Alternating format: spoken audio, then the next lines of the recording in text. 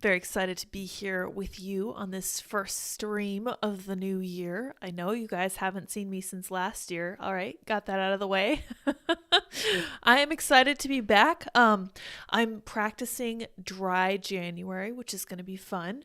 I know that alcohol is not good for you in any amount, was what they found. Much as I wish that it was okay in small amounts or okay in certain situations, it turns out that it's really not good for you in any situation, and it's actually better to have fewer addictions, it turns out. So I'm going to be I'm going to be successfully being dry this January, and you guys are welcome to join me, and you're welcome to hold me accountable. I think it's really important, especially for me, because I have a bunch of holes in my brain, and I would really like to preserve what little remaining brain. You know that joke about my two brain cells and the thought they work so hard to create? Yeah, it's kind of like that. And I'd really like to give my brain a fighting chance, if at all possible. So feel free to join me. Feel free to keep me up to date, and definitely let me know if you have been sober or are about to become sober. I think it's probably the most important thing you can do for yourself. And I wanted to show you guys this meme before we get started. It's not really important, but I thought it was really funny, and it's the right kind of humor for me because it's subliminal and it's funny and it requires some serious thought. So it says, Putin's kill squad surrounds the Ukrainian family in the Ruby Mountains. After killing a teenage boy and the family dog, soldiers then shot the mother with the child in her arms. Google Ruby Ridge. So I don't know how familiar you guys are with. This isn't Russia that was doing this. It was actually the American government. And it's quite the story. It's a huge red pill moment for a lot of people. And I feel like more people should know about it. So I'm sharing it. And the comments I'm getting on it are hilarious. Here's one that says, wait, that sounds familiar, but was that Putin? And I said, yes, well, just as bad, just as corrupt. And somebody gave me a sad face, so they get it. And somebody else said, I'll just take your word for it, with a rolling eye emoji. And I said, no, you definitely should look it up, because I know I'm not dumb. And someone else says, horrible, just horrible, I tell you, sad face. And someone else asks, yeah, what proof do you have? I said, all you have to do is Google it. And somebody else says, excellent delivery and pitch. This is really a very sober occurrence. I just think the reaction to this is funny. And because it's couched as a Russian versus Ukrainian thing, it's really impactful. I think if and when people look it up, they'll be shocked and disturbed and not like it at all. Someone else said, solid trickery, 100% love it. Someone says it's only bad when another government does it. When it's our own government, it's just a whoopsie. Honestly, seriously. Yep, had to read that a few times. Yep. Somebody else says Randy Weaver died last year. Interesting. Somebody says this radicalized me 30 years ago, and I thought this was interesting. I kind of like this one. It says they'll never leave you alone. I know there are people out there who truly believe that you can just go off and do your own thing and live in the mountains, for example. Get out of big cities, as they tell you. They will not leave you alone.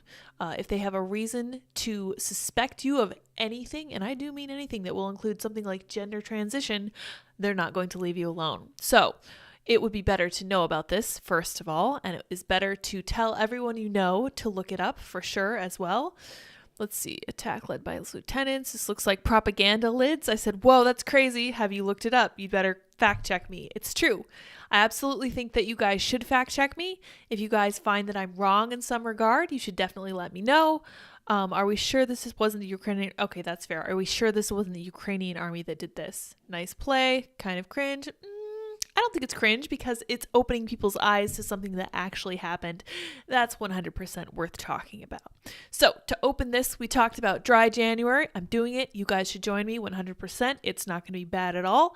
They have all kinds of really cool non-alcoholic beer. I personally just like the taste of beer. I don't like the taste of alcohol, so it's perfect for me. And my husband even likes it, and he does not drink at all, ever again. He's done all his drinking for his lifetime. So he's on the same page as me. He does dry every month, but especially in January, I think it's the right thing to do for your brain. So enough memery. Let's get down to brass tacks. This is a really interesting story, and I'm excited to talk about it because it has all the tenets of a really, almost like, it's like we're living in a movie. I don't know if you guys have noticed this, but it feels like the Sam Bankman-Fried thing was highlighting this dramatic kind of whatever the most interesting thing that's going to happen will happen. And it feels like we have kind of jumped the shark, and it's so fascinating that this is happening right at the start of this year. Although we can look at the date on this one. I'm not sure if it was this year or recently, like December, but we're going to read it now. We're going to look to this tweet from Robbie Starbuck to give us some context. The governor of the U.S. Virgin Islands just fired Attorney General Denise George after she filed suit against JPMorgan Chase for knowingly allowing Jeffrey Epstein to use the bank for sex trafficking. Coincidentally, Joe Biden was in the United States Virgin Islands as it happened. I'm just going to look at the camera like Jim from The Office for a second. That's wild, and it reminds me of what happened in Ukraine. Well, son of a gun, the guy got fired. More specifically, AG George sued the bank over knowingly allowing Epstein to use the bank to facilitate sex trafficking at his island. Very weird that Joe Biden was in the Virgin Islands when she dropped the suit and left when they announced her firing. Did he talk to the governor? That's a very valid question. I think Robbie Starbuck is doing the work of a journalist here. Good work, Robbie. I mean, we all know Joe Biden has a thing for pressuring other countries to fire prosecutors who might pose a threat to his friends or family. That's correct. That's what I'm referring to. It's fair to wonder if he had a contact of any kind with the US VI governor and if the suit affected his donors or son. Let's see this one. Yep, Biden pressured Ukraine to fire the prosecutor after a Burisma lobbying effort. Yep, that's what I'm talking about. Son of a gun, the guy got fired. So let's open this and see what this article has to say. Virgin Islands Attorney General Denise George lost her job after suing JPMorgan Chase in connection with her Jeffrey Epstein investigation. The Virgin Islands top prosecutor who reached a more than $105 million settlement with Jeffrey Epstein's estate has lost her job days after suing JPMorgan Chase in connection with her probe. The federal lawsuit filed in New York accused the bank of having facilitated, sustained, and concealed Epstein's human trafficking network. On December 27th, so this was last year, then Virgin Islands Attorney General Denise George filed a blistering and heavily redacted 30-page lawsuit against JPMorgan Chase. JPMorgan turned a blind eye to evidence of human trafficking over more than a decade because of Epstein's own financial footprint and because of the deals and clients that Epstein brought and promised to bring to the bank, the lawsuit alleged. These decisions were advocated and approved at the senior levels of JPMorgan, including by the former chief executive of its asset management division, an investment bank whose inappropriate relationship with Epstein should have been evident to the bank. Indeed, it was only after Epstein's death that JPMorgan belatedly complied with federal banking regulations regarding Epstein's accounts. Epstein victims, who sued anonymously in a pair of class action complaints, previously had accused JPMorgan Chase and Deutsche Bank of complicity in the sex trafficking scheme. Though Epstein died in jail before his trial, his co-conspirator Ghislaine Maxwell was tried, convicted, and sentenced to 20 years in prison, and we never found out who they trafficked a single person to. That was so crazy.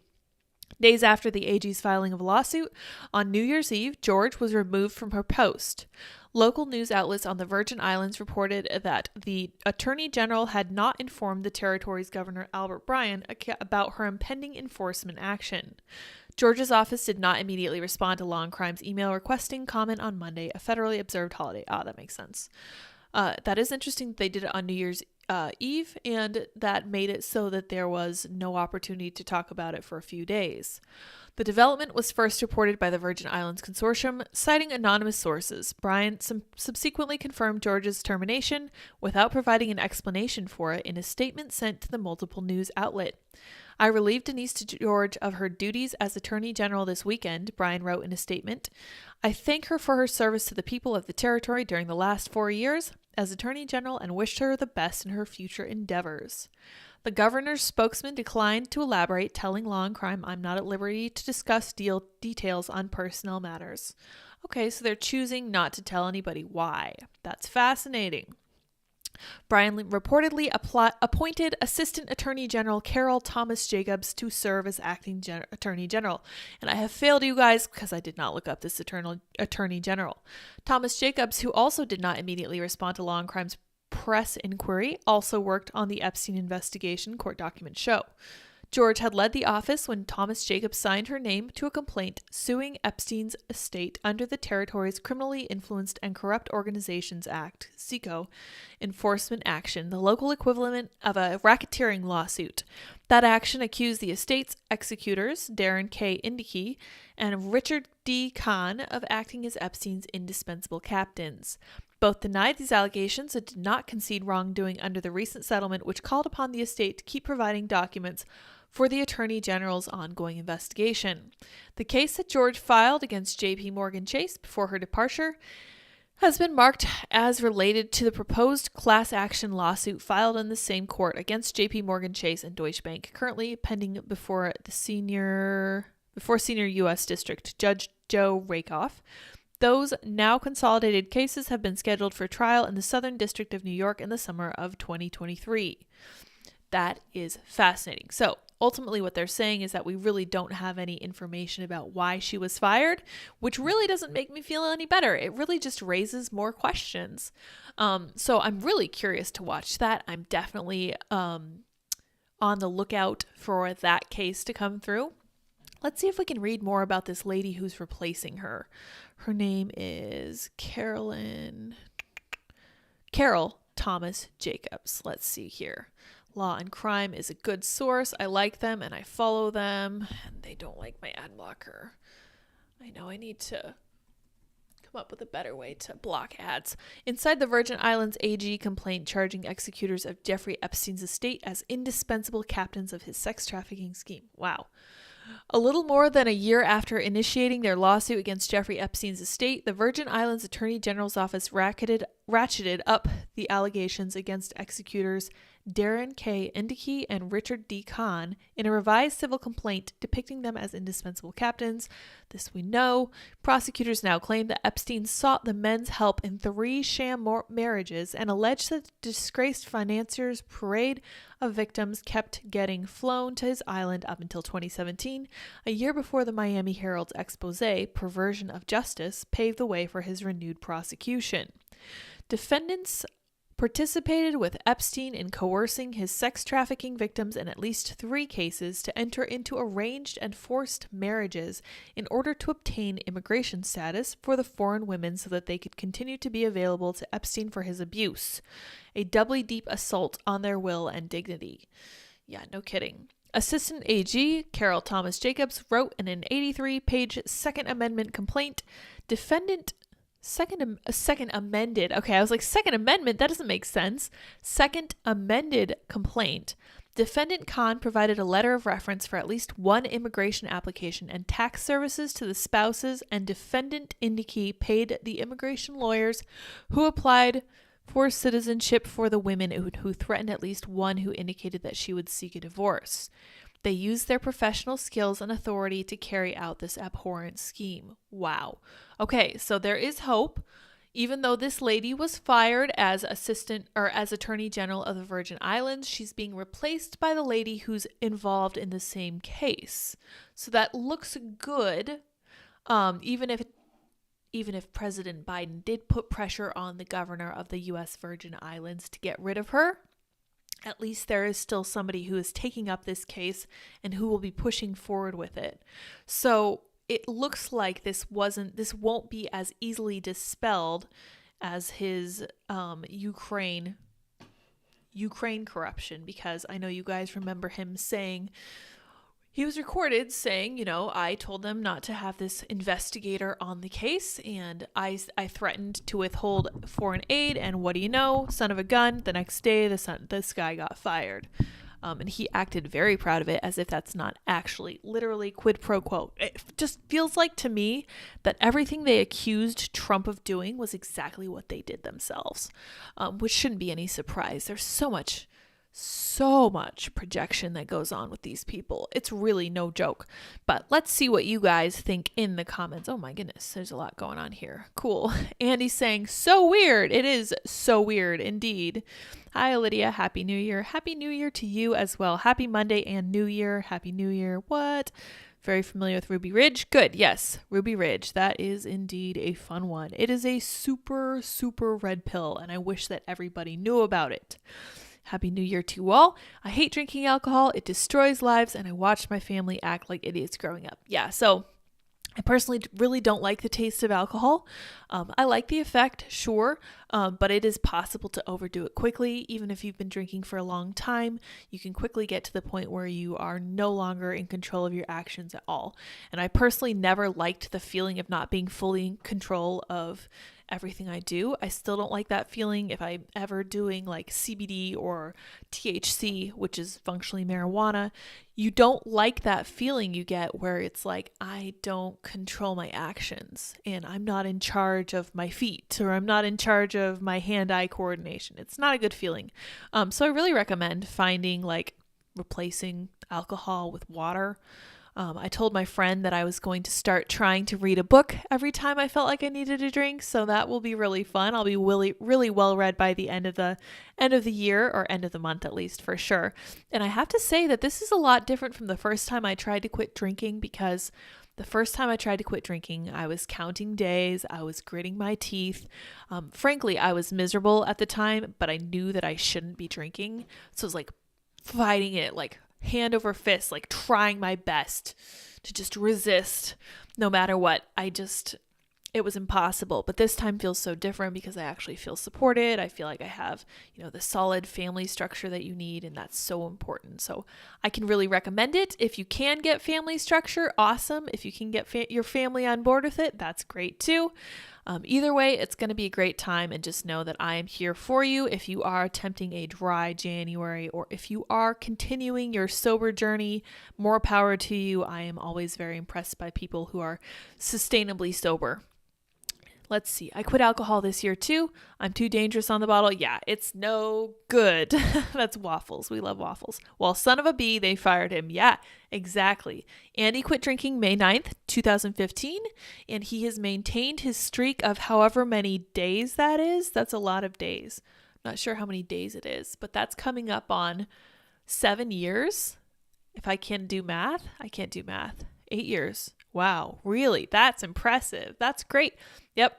I've never known Andy to be a drinker, thank goodness, and he's shaken almost all of his other vices. He has no vices left. I used to say that I didn't have any vices. Yeah, thank you, Andy. 8 years. And I don't like having a vice, it turns out. So we're going to try to go sober, and it'll be great. I'm excited. Well, the next thing you know, the ex-prosecutor Will Epstein. We'll see what happens. I will say that I'm going to be watching this case just because I personally find it really interesting, and I definitely think that there's something here. I don't know if it's Biden corruption or more of the same, but I definitely am intrigued. I want to know why she got fired. Like, if she got fired for just being incompetent, that would be, that's not, that kind of thing happens every day. That's not that big a deal.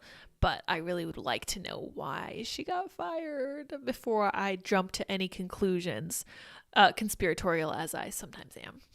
All right, we're going to move on to our next thing. And this is a little bit discouraging.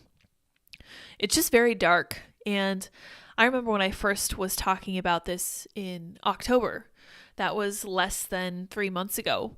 And October, November, December, January, 3 or 4 months ago. I can't count. I can't do math. I'm sorry, you guys. Please hold me accountable by all means if I mess it up. I can't deal with numbers. Anyway, I just recently started talking about this because I had just seen it come up in October. And this is where we're at with the whole medical assistance in dying in Canada.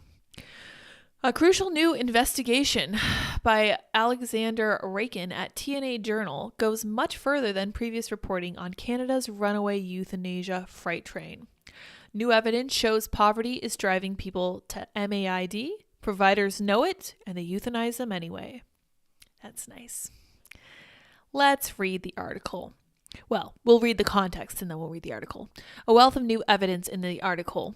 For example, in 2021, at an internal meeting of Canada's leading euthanasia organization, a presenter offers stories of people driven to euthanasia by lack of resources.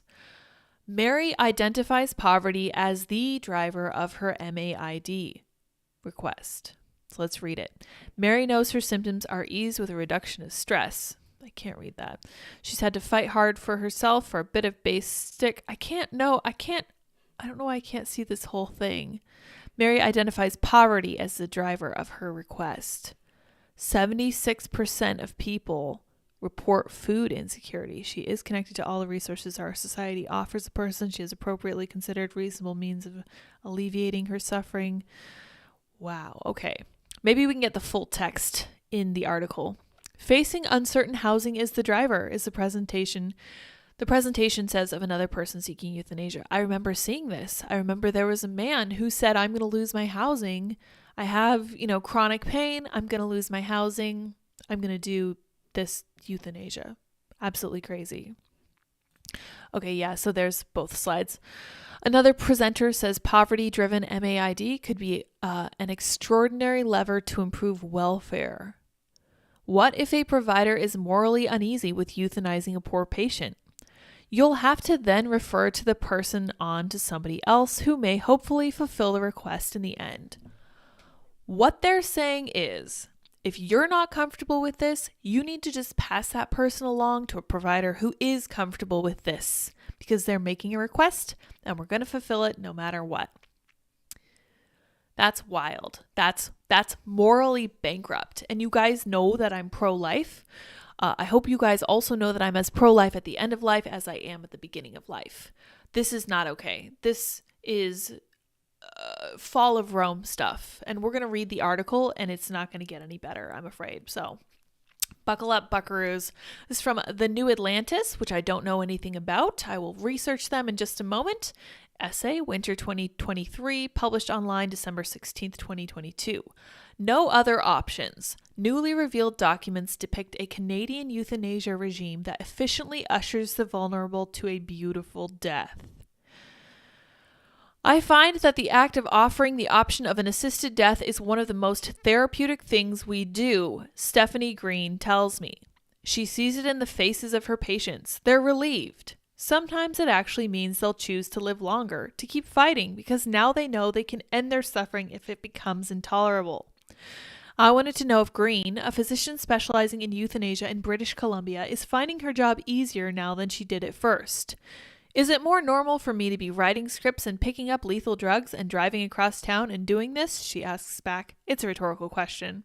Yeah, it's oddly okay for me to be doing that. I don't find it shocking anymore, but the events are still extraordinary. I hesitate to compare anything to Nazi Germany because I think it's a really bad practice. It's cheap, it's shallow. But you have to ask yourself, how did these people become all right with the idea of imprisoning other human beings, with the idea of mistreating them so badly in such cold weather that they starved or froze to death where they stood? And this is how they do it. They do it a step at a time. They make it seem like it's the right thing to do, and they just do it a little bit at a time. And in the same way that people are able to overcome concentration camps, people can be eased into the idea of euthanasia, for example. Humans can't adjust to anything. I keep saying this. This is something that makes humans both great and weak. We become used to anything. We can become used to the most dire conditions. Humans can thrive anywhere. They're really like the dandelions of the animal world because they can make the best of a tough situation. They really can. And I think that's great. I think that's honorable. But humans can also get used to the most depraved requests like we're seeing in British Columbia, in one of the most civilized parts of the world, you would think. You're seeing more and more of this and people are becoming more and more okay with it. And it's been going on for longer. It's only been 4 months since I first caught on to this. We've had ads making it sound beautiful. We have doctors talking about how wonderful and empowering it is. And here we have people who are, they're asking people if they want to die just because something is inconveniencing them, like that one lady who was asked if she wanted to consider suicide because her chairlift was taking a really long time, or the veteran who was offered assisted suicide when his healthcare might have been considered too expensive. And I gotta be honest, it looks like to me that this is what happens when the state pays for your healthcare, because this is the ultimate solution to the problem of healthcare being too expensive. It's not good. I could never see anyone in their right mind condoning this. It is a shock to the system and it needs to remain such. This is not something we should get used to, in the same way that I don't think abortion is something that we should have ever gotten used to, but that is a different argument. Green has had her own term for these extraordinary events, drawing on her prior experiences as an obstetrician, when she helped bring people into the world. At both deliveries, as I call them, I am invited into a most intimate moment in people's lives, she writes in her book. Oh, I'm glad. Well, I'm glad she can capitalize on this. The procedure, she assures me on our call, is 100% effective. If her patient asks to die, and if her schedule, her ethics, and the law permit it, she will administer a lethal injection. Since Canada legalized euthanasia in 2016, there has been a strange balancing act at the heart of its medical system. There is a national suicide prevention hotline you can call 24/7, where sympathetic operators will try to talk you out of killing yourself. But today, there are also euthanasia hotlines, where operators will give you the resources you need to carry out your wish. Doctors and nurse practitioners are now in the business of saving the lives of some patients while providing death to others, which is a very interesting juxtaposition. Canada calls it medical assistance in dying, or MAID. The term encompasses both assisted suicide, which is when providers give patients the means to end their own lives, and euthanasia, which is when a medical practitioner directly administers a patient's lethal injection. But virtually all such deaths, over 99%, are euthanasia.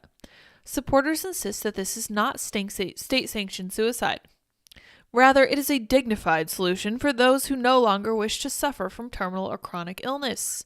MAID allows for compassionate action, which also protects those who are particularly vulnerable, claimed David Lametti, the Attorney General and Ministry of Justice in 2021. Prime Minister Justin Trudeau has long promised to strike just this balance. In 2019, while pressing in the need to expand access to euthanasia, he assured that people will be able to choose assisted death in a way that isn't because you're not getting the support and care that you actually need. Oh, but it is, you liar, you freaking liar. Justin Trudeau has got to be one of the worst world leaders on the world stage at this point. I feel like I'm going to be more opinionated this year. Sorry, guys. This is just, it is what it is. We're just going to go with it. I feel very strongly about this. This is a serious problem. This is the promise of medical assistance in dying, that vulnerable people who want to die for the wrong reasons will be encouraged to live as they always have been, while people who want to die for the right reasons will have their autonomous decision upheld. If even a single vulnerable person were pushed into an assisted death, it would be a scandal to the system. That's why safeguards were put into place. And yet, stories describing just this, a system that does encourage the vulnerable to seek medical death, are coming fast and hard lately. A number of recent news articles have reported on Canadians who, driven by poverty and a lack of access to adequate healthcare, housing, and social services, have turned to the country's euthanasia system. In multiple cases, veterans requesting help from the Veterans Affairs Canada, at least one asking for PTSD treatment, another for a ramp for her wheelchair, were asked by caseworkers if they would like to apply for euthanasia. Yeah, these are the cases I referred to earlier. As this article will show, in internal meeting, those close to the systems have long talked openly about red flags that many people are choosing euthanasia because they're not getting the support and cares they need. The physicians in charge of the process not only know that this is happening, but they have discussed it in seminars, collected evidence, and they kept it quiet in public. The safeguards promised by Trudeau and others to prevent vulnerable, oh my gosh, this thing's so annoying, to prevent vulnerable people from heading down the road to euthanasia turn out to be vague, pro forma, and easy to get around by doctor shopping. No surprise at all there. An interview with patients and their loved ones show that some of them, perhaps many, are making it to the end of that road. One of the greatest reasons for concern is the sheer scale of Canada's euthanasia regime. California provides a useful point of comparison. This is interesting because somebody told me earlier today, and we're about to find out if this is true, that California introduced a similar bill several years ago, and something like only 500 people have chosen it, which is going to be interesting to compare to Canada. It legalized medically assisted death in the same year as Canada, 2016, and it has about the same population, just under 40 million. In 2021, in California, 486 people died using the state's assisted suicide program. In Canada, in the same year, 10,064 people used MAID to die. Important people, prominent politicians, physicians, and judges promised Canadians that their rights to autonomy would be expanded. But the picture that emerges is not a new flowering of autonomy, but the hum of an efficient engine of death. That's a great way of putting it. By the time I spoke to her, Stephanie Green had performed more than 300 MAID procedures, marking her among the most prolific providers. Prolific providers, yeah. That's usually a term only used with murderers, prolific. Her last one was just weeks before I talked to her. Green was hesitant to speak with me at first. She is busy and her services are in demand. But more than that, she doesn't want to add any fuel to, quote, unfounded opposition arguments, close quote, as she put it by email. Her line of work already invites controversy, as it should. At least we still have that. But there's no reason that it should, Green insists. Asked on a call about stories of abuse, she raises her voice and she says, "You cannot access MAID in this country because you can't get housing. That is clickbait. These stories have not been reported fully." Green is echoing what from the beginning has been a refrain of euthanasia advocacy. In its ruling decriminalizing the practice, the Supreme Court of Canada echoed it too, asserting that a permissive, I'm making up words now, I'm sorry guys, a permissive regime with properly designed and administered safeguards would be capable of protecting vulnerable people from abuse and error. And the Canadian Broadcasting Corporation in 2017 assured its readers that it is a misconception that the MAID puts vulnerable people at risk. Well, that was a good thing that they reassured people that that could never be the case. And advocates today insist that the safeguards are working. We have 4 or 5 years of experience now and absolutely no indications that I'm aware of alleged misuse or poor decisions, says James Cowan in 2021. Cowan is a former senator who helped lead the passage of the original legislation. Helen Long, the CEO of Dying with Dignity Canada, so she has a business interest in this. That's good. Good news. Offered this line in May 2022, Maclean's essay, arguing that the stories that people who are not able to access supports like safe and affordable housing are opting to have MAID instead are simply not true, and there's no evidence that I'm aware of to support these claims. Okay, just to recap, this woman who owns a business that makes money helping people die is telling people that it's not a founded story, that it's baseless and unfounded conspiracy theory, basically, to say that people are being abused, that people are being misled, and that people who don't have access to care are choosing medical assistance and dying. So that's very, very interesting that she has a monetary interest in making sure this is the case. Yet even some euthanasia providers have expressed worry. In October, Madeline Lee, a psychiatrist involved in drafting a national euthanasia training curriculum, testified to a parliamentary committee that the legislative safeguards are impotent. She added, "I believe that the Canadian populace and maybe even the legislators are not aware of who has been qualifying for MAID.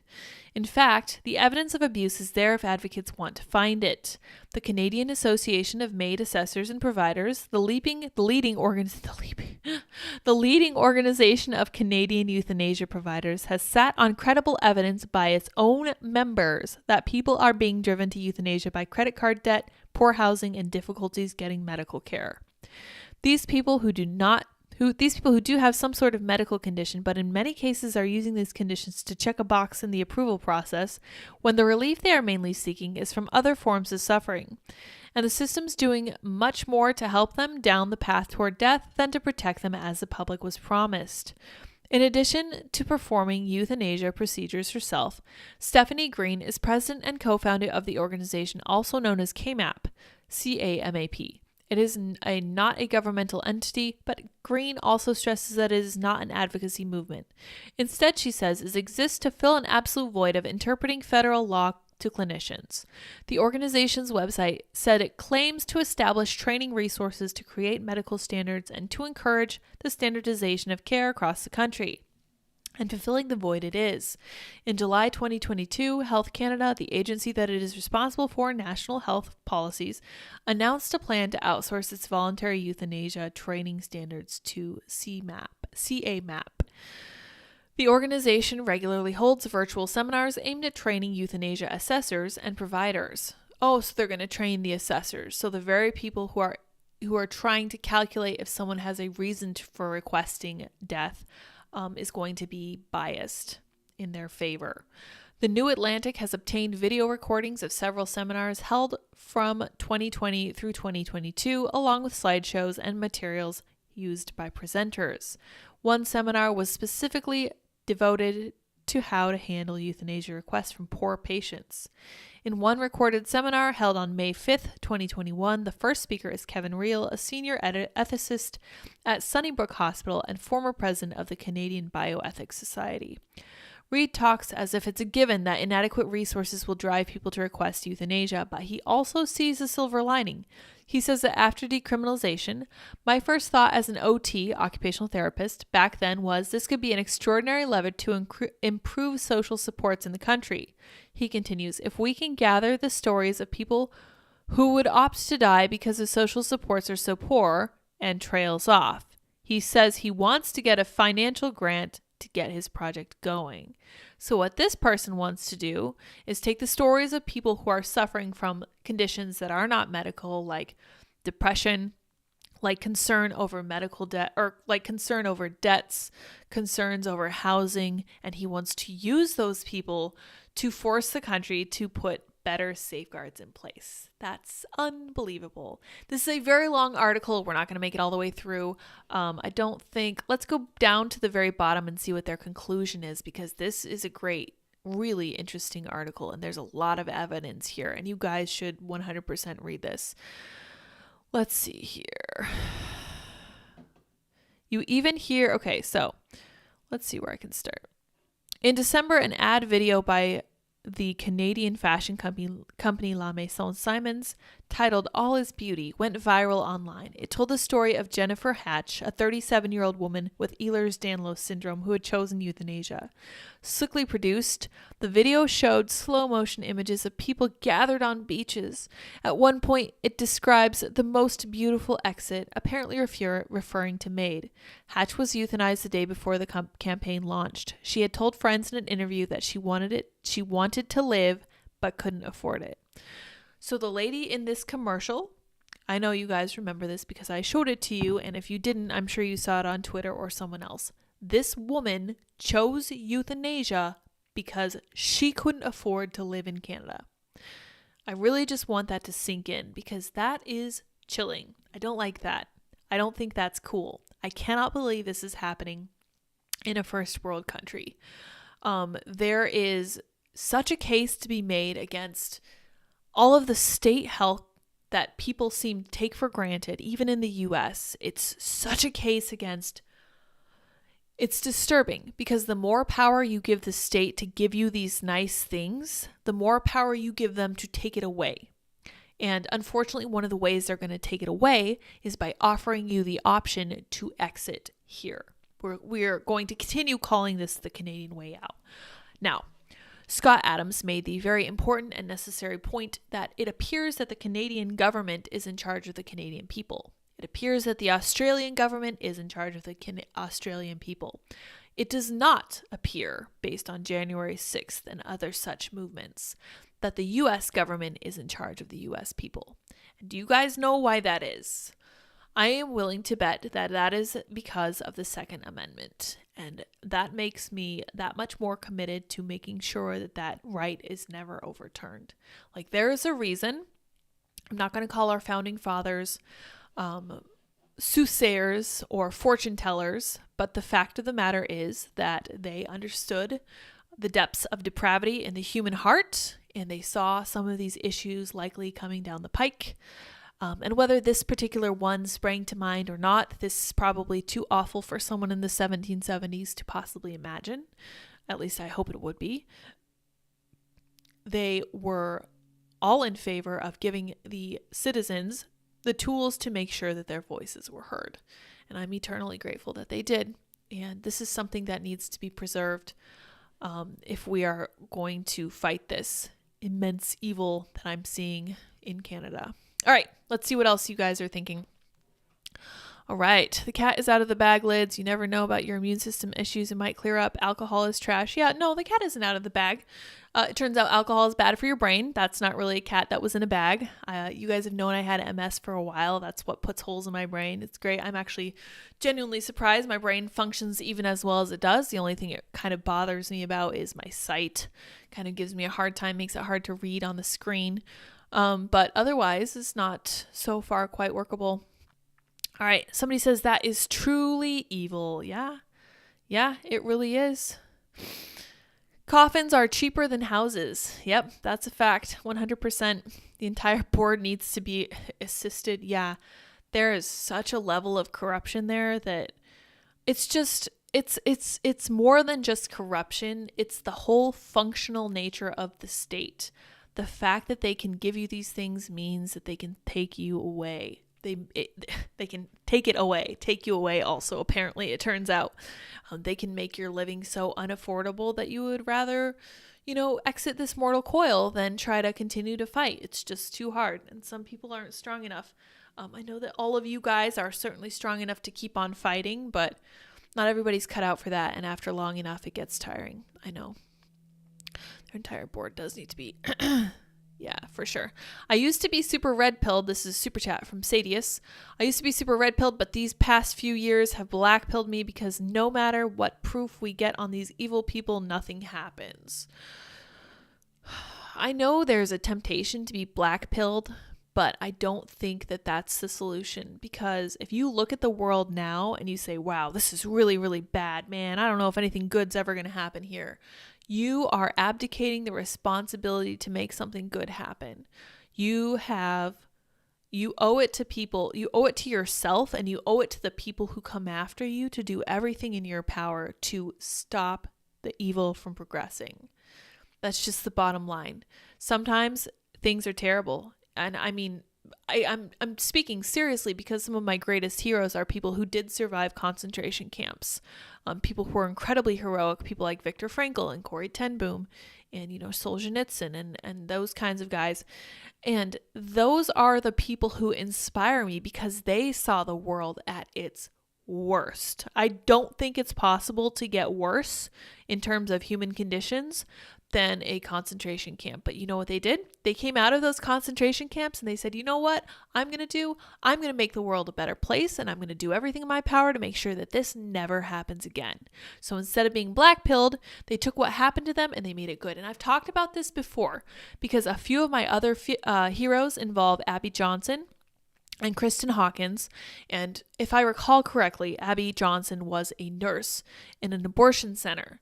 And instead of being traumatized by what happened to her there and turning inward and making the world a worse place, she saw that something was wrong. She took it upon herself. She said, there's a problem here and I'm going to be the one to fix it. And you know what she did? She actively started trying to make the world a better place. And we have seen instances of people who have abortions just becoming worse. So you can let a black pill make you into a worse person, or you can use it to fuel you to make you a better person. And by doing so, you'll make the world better. And I think that's something worth aspiring to. In fact, I don't think there is anything else to aspire to.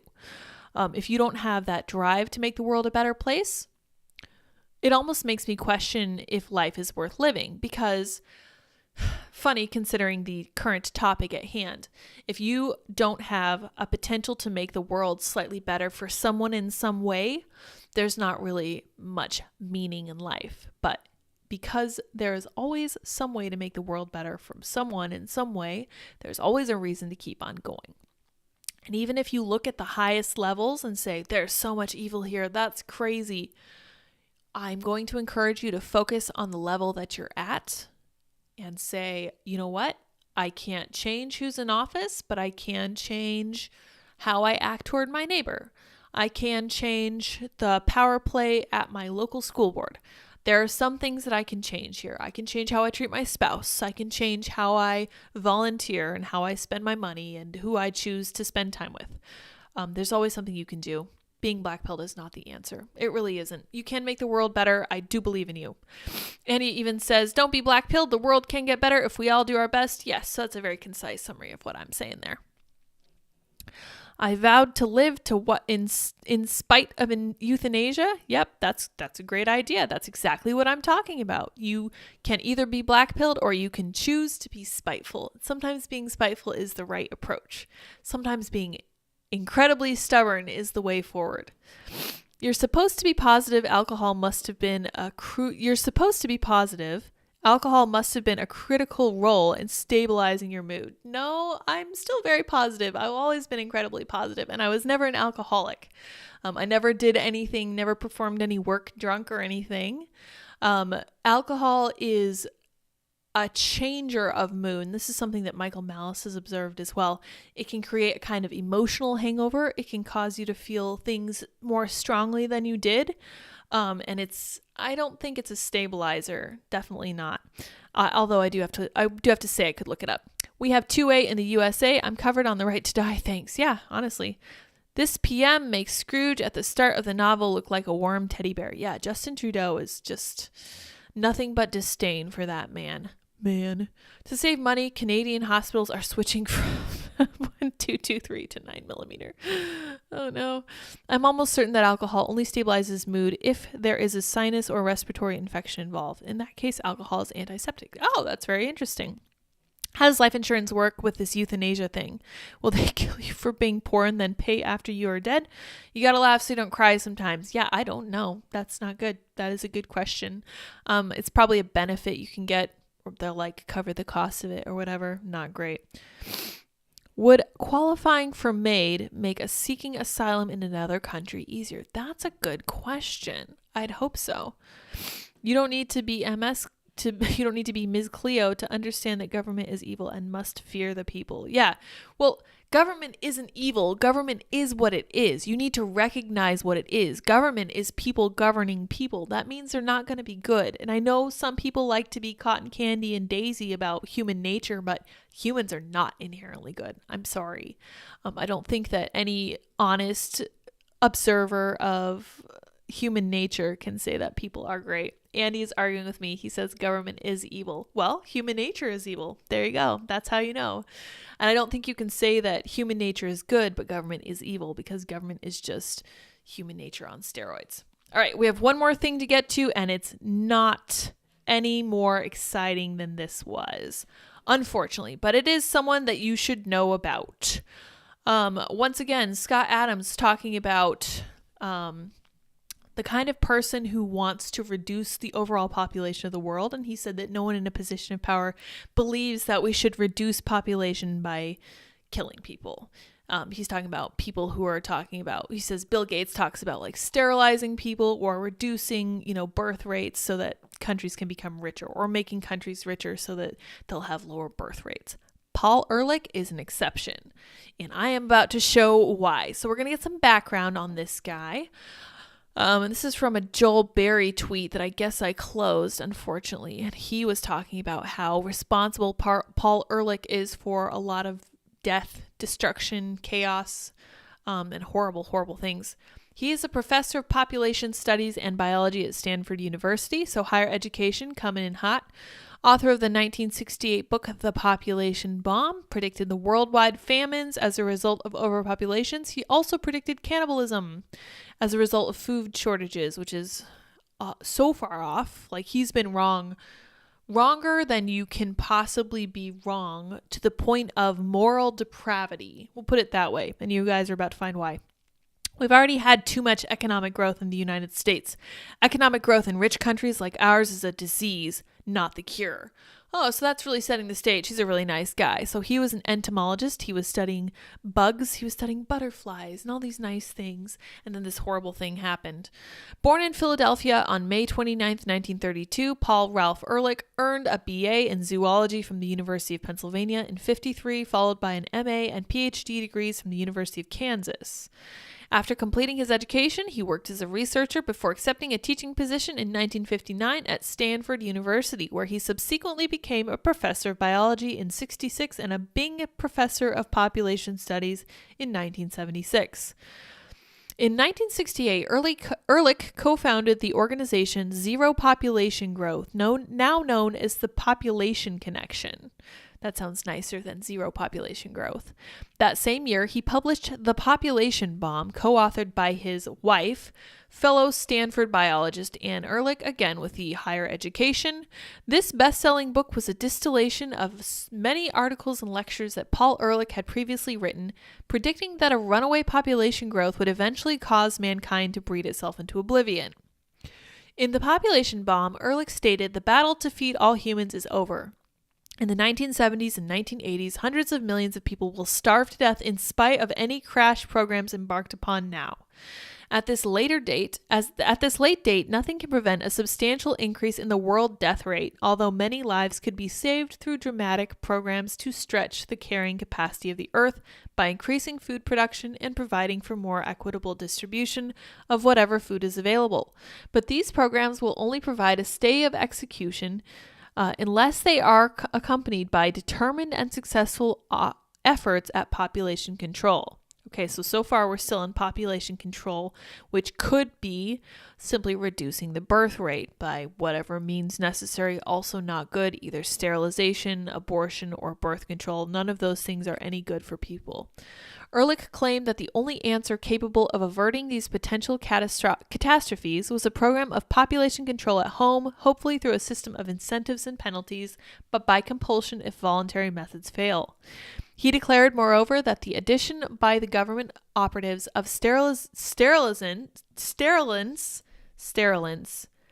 to water supply or staple foods might be a feasible way of addressing overpopulation, and that doses of the antidote to these sterilants should be carefully rationed by the government to produce the desired population size.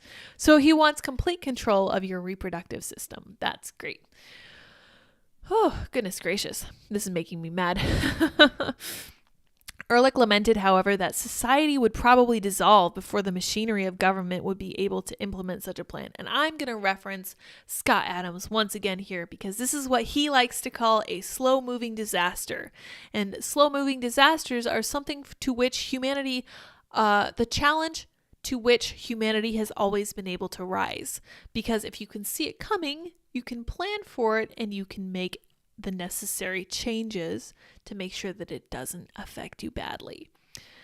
Let's see what else he says. He declared, moreover, that the additions... Okay, we talked about that. Asserting that Americans must also power to push other countries into population control. Ehrlich in 1968 stated that I have yet to meet anyone familiar with the situation who thinks India will be self-sufficient in food by 1971, if ever. Okay, they definitely are. So far, all of his predictions have been wrong. Just full on wrong, like flat out wrong. He favored sterilizing all Indian males with 3 or more children and said that if the U.S. government should send doctors to aid in the sterilization program by setting up centers for training paramedical personnel to do vasectomies. Years later, Ehrlich called China's policy of forced abortion remarkably vigorous and effective. In fact, I have a tweet from him in 2015 where he laments the end of the one-child policy. This is a disgusting, disturbed, depraved point of view and a horrible outlook a disturbing outlook on human nature. Honestly, the fact that he thinks so little of human life that he is willing to be on the side of China and their one-child policy is just flabbergasting. China to end one-child policy, allowing families 2 children, gibbering insanity, the growth forever gang. This is when Twitter made your tweets very short. Anyway, let's continue. And he commended that nation as a leader in a grand experiment in the management of populations and natural resources. So this man, this absolute paragon of higher education and brilliant strategy and forecasting, has been wrong about everything so far and praises China for their abortions and their one-child policy. So let's continue. This man is a gem. In 1969, Ehrlich published an article titled Eco-Catastrophe in the radical magazine Ramparts, where he wrote, most of the people who are going to die in the greatest cataclysm in the history of man have already been born. By 1975, some experts feel that the food shortage will have escalated to the present level of world hunger and that starvation into famines of unbelievable proportions. Wrong again.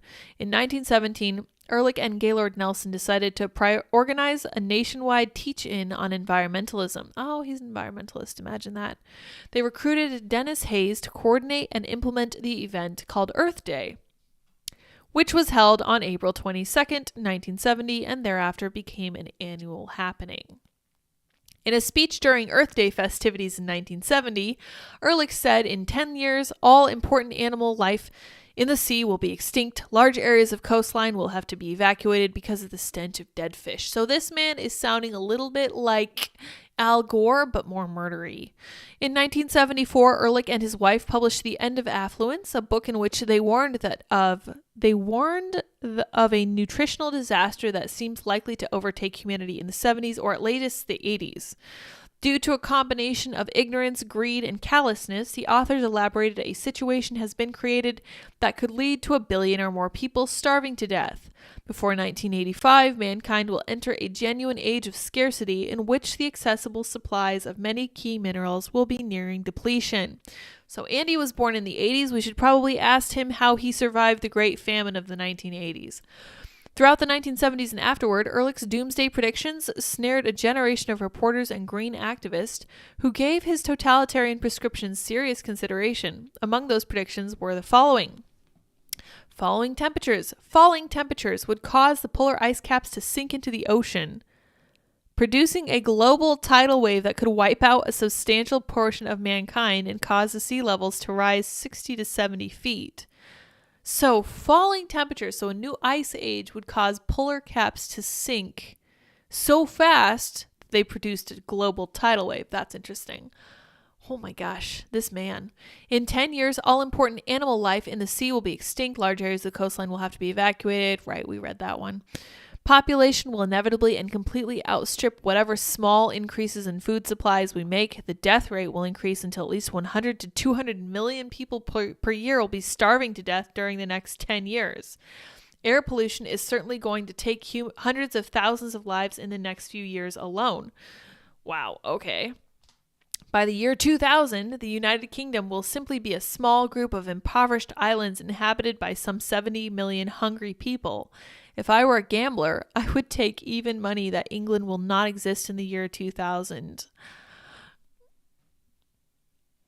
I feel like this guy is the Jim Cramer of ecological predictions, because whatever he says is going to happen, you can be guaranteed the opposite will happen. So he's actually worse than Paul Krugman, who is often wrong, like always wrong about economic issues.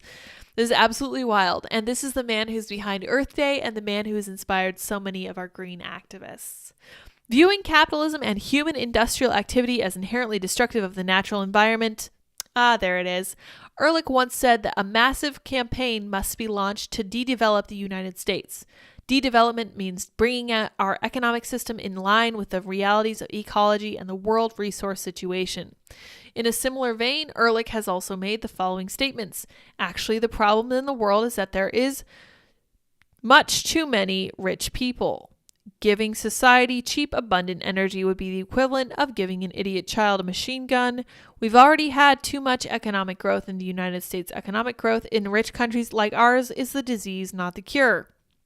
In 1980, the late economist Julian Simon famously challenged Ehrlich to a bet regarding the future prices of 5 metals: chromium, copper, nickel, tin, and tungsten. As the New York Times explained, for years, Mr. Ehrlich had warned that the rising populations would cause resource scarcities, even famine, with apocalyptic consequences for humanity. Mr. Simon optimistically countered that human welfare would flourish thanks to flexible markets and our collective ingenuity. So this man sounds like a capitalist. Mr. Ehrlich believed that the metal prices would rise over the decade. Mr. Simon thought that the prices would stay stable or even drop. The terms of the bet required that the loser would pay 10 years later the change in price of a $1,000 bundle of the 5 metals. Simon won the bet. Of course he did. As the price of the 5 metals in question in the 1990s was about half their 1980 levels, even though the world's population had grown by 800 million during that decade.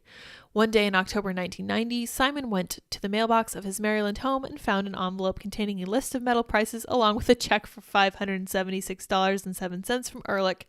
There was no accompanying note. So he recognized that he'd made an error, and instead of clarifying anything or taking a moment of self-reflection or any kind of humility, Paul Ehrlich charged on. An inveterate critic of American foreign and domestic policies, Ehrlich, in the immediate aftermath of 9/11, theorized that a major cause of the attacks against the United States was the unequal distribution of wealth worldwide and that the American affluence was resented by much of the human race. He urged the U.S. not to respond to the attacks militarily, but rather with charity and financial aid for the people of Afghanistan, while allowing that nation's Taliban government, which had provided a safe haven for the al-Qaeda terrorists who carried out the 9/11 attacks, to remain in power. That actually might not have been a bad plan in retrospect. Speculating on how the U.S. could counter the intentions of the terrorists and make a small symbolic start at solving the structural problems that have led to the current situation, he said in September 2001, recommended the American planes should drop parachutes carrying containers of food, prepackaged medical facilities, and leaflets volunteering to supply physicians on loan to operate them for the benefits of Afghani people. That's a very interesting idea, and I do agree that we probably should have never gotten involved in Afghanistan. But he has been wrong about everything, and as I said before, this man has inspired so many green activists. Let's talk about this, just in passing. We're not going to read this full thing. The book that incited a worldwide fear of overpopulation, The Population Bomb, made dire predictions and triggered a wave of repression around the world. We're going to read just the summary here. Interesting. Death toll by famines and world population. So here we have a really bad one in 1900, 1910, 1920, 30, 40, 50, 60, 70, 80, 90. Almost nothing in 2010. And as we all know, the global population has done nothing but climb. His viewpoints, once commonplace, is now more of an outlier. In 20 years of reporting on agriculture, I've met many researchers who share Ehrlich's worries about feeding the world without inflicting massive environmental damage, but I can't recall one who thinks failure is a guarantee or even probable. The battle to feed all of humanity is over, Ehrlich warned. The researchers I've encountered believe the battle continues, and nothing they say proves that humanity couldn't win. Yeah, entirely correct. And again, all of these are linked in the description, so you guys can check out these articles in full. Yes, and here is the connection between Ehrlich's book and the one-child policy in China. How overblown Western fears of a population bomb helped birth China's hated one-child policy. So there is compelling evidence that Paul Ehrlich was at least partially responsible for the implication of the one-child policy in China and the consequent deaths of millions upon millions of innocent, unborn, typically female children in China. It's absolutely nuts. So, yeah, this man is just a gem. I would really recommend knowing as much as humanly possible about him, just because, as I said before, multiple times now, he is the inspiration for so many green activists in the US and worldwide. All right, anyway, that was kind of a long haul. Let's see what you guys are saying about him, this gem of a man. Let's see here. Okay, so we're talking about alcohol. Alcohol produces dopamine. Add grapeseed extract. The dopamine increase is only limited by alcohol intake. Yeah, I could see some limiting factors in that. The state is the assertion of authority to initiate force or the threat of force. Yes, correct. And the problem when you put people in charge of it is that people are terrible. And it turns out that the moral implications of that are evil people being in charge. Yes, forced abortion. You are the carbon they want to reduce. Yeah, certainly the carbon that this guy wants to reduce. And Scott Adams is currently making the case that people like Bill Gates aren't actually arguing for the reduction of the human race via like medically assisted suicide like they're doing in Canada right now, but I don't know.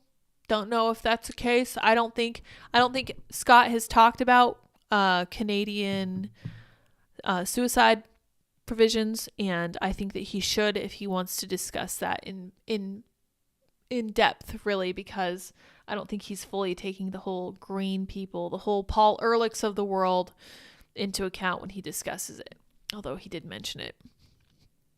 Let's see here. Babies still work in mines, need those tiny hands to get that cobalt. Yeah, I actually wanted to talk about the cobalt mining issues that we have in the world. I know there was a guy who was on Joe Rogan a little while ago, and cobalt mining is one of those things that's just so big and so discouraging that it's almost like I don't even know where to begin. And I'm not sure if there's a possible way to fix the problem. But I feel like it's one of those things that's so depressing that it almost doesn't pay to know more about it because there's nothing you can do. Because if you have a phone, I believe, you use those rare earth metals. And if you have an electric vehicles, you have cobalt in your car for sure. So it turns out that trying to be green is actually leading to more human suffering. Hey, Adrian Curry, $10. Thank you so much. I appreciate that little flying avocado. That's an adorable sticker. All right. Andy says, Andy is laughing at 2,795 days. Congratulations, Andy. 100%. Siddharth Kara was the guy who was on Joe Rogan. Also super glad Tesla got out of that market and now uses nickel batteries. Yeah, but I feel like all of these metals, again, I don't know anything about nickel. I do know something about nickels. I feel like all of these metals are just terribly inappropriately retrieved and we should probably be trying to find a way to stop using them altogether. But I don't know, we're not there yet. But it could at least be something that we're working on, or at least trying to find a way to make human rights more equitable so that mining these is not such a disaster. It's really bad. Anyway, I've read a lot. My voice is almost gone. Thank you guys all very much for tuning in. Thank you all for your super chats as well. I really appreciate the flying avocado. That's adorable. And thank you all for engaging with this chat. I always have a great time talking to you guys. Oh, somebody says Michael Schellenberger. Yeah, Michael's great about that. Oh, Andy loved geology. I imagined it appealed to his meticulous nature. I don't think you're talking about my Andy. That looks like a quote from a different person.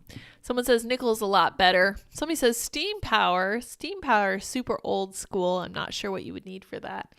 Anyway, thank you guys all very much for tuning in. Join me tomorrow for day 3 of Dry January. It's going to be just as great as day 2 was. Shawshank Redemption. Yeah, nice. Awesome.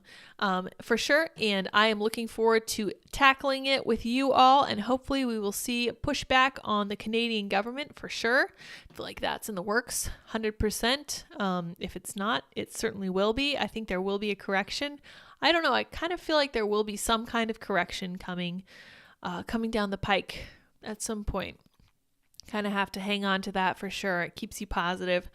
But until then, I will see you tomorrow. Until then,